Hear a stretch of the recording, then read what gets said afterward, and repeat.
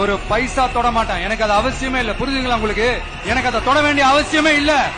ஒரு துளி ஊழல் கரை கூட படியவே படியாது, படியவும் விட மாட்டான். நீங்க கேட்கலாம், இதென்ன சினிமாவா, இதென்ன முதல்வன் படமா, ஒரே நாள்ல வந்து இவர் எல்லாத்தையும் கிளீன் பண்ணிடுவாரான்னு நீங்க கேட்கலாம். ஓகே, பிராக்டிகலா அது பாசிபிள் இல்லதான். But it is a process, right? It is a process.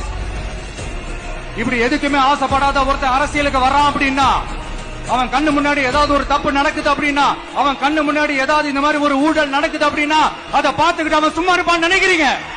அதனால இந்த தீய சக்தியா இருக்கட்டும், இந்த ஊழல் சக்தியா இருக்கட்டும், ரெண்டு பேரும் தமிழ்நாட்டை ஆண்டவை கூடாது. அப்படிப்பட்ட இந்த கட்சிகளை உண்மையா தில்லா எதிர்க்கிற அந்த கட்ஸும் கெத்தும் நம்ம கிட்ட மட்டும்தான் இருக்கு. அதனால நீங்க என்ன சூழ்ச்சி நம்ம மேல பண்ணாலும், என்ன அழுத்தம் நீங்க கொடுத்தாலும், இந்த அடங்கி போறதுக்கோ, இந்த அண்டி பொழைக்கிறதுக்கோ, இல்ல இந்த அடிமையா இருக்கிறதுக்கால நம்ம அரசியலுக்கு வரல.